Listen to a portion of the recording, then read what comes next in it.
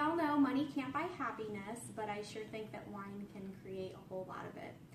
It's a staple in my house. I enjoy it almost every night with my evening meal. So I wanted to do a brief talk today on how to pick out a decent bottle.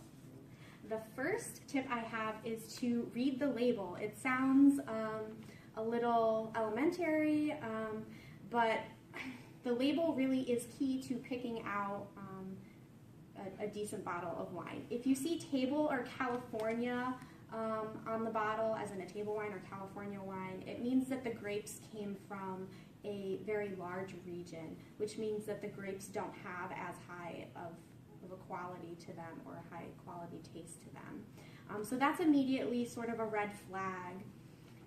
And the more detail in the flavor, the better. For example, a nose of tropical fruit and honeysuckle is much more telling of a decent wine as opposed to just considering it, you know, a sweet wine or syrupy or something like that. So detail in the flavor is key as well. The second tip I can give is beware of sales, of liquor store sales.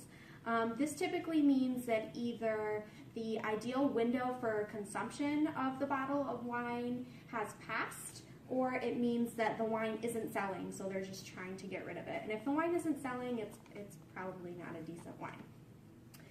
The third tip I can give is pairing. Contrast or complementary pairings are both right. So it just depends on what you're in the mood for, really. But there's a couple things to remember. You know, a dinner wine or dessert wine is meant to be enjoyed with dinner or dessert. You know, that's not really something that you should contrast.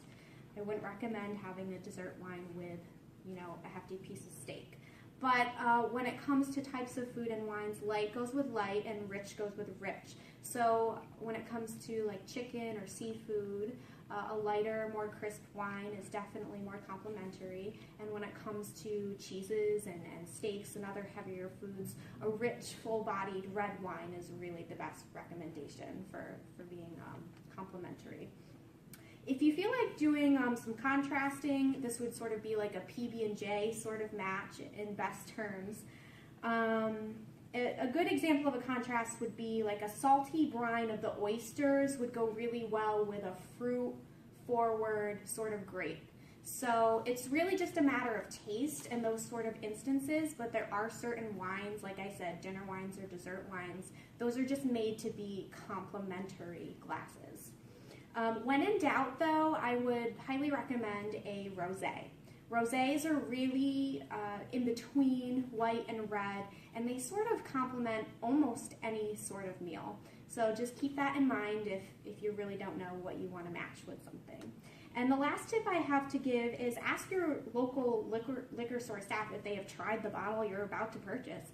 I find that often they're most knowledgeable. And if you go in there with this information and also just ask other people's opinions, more often than not, you're going to end up with a nice bottle of wine. I hope you enjoyed this information, and I hope that it's helpful to you in future liquor store adventures.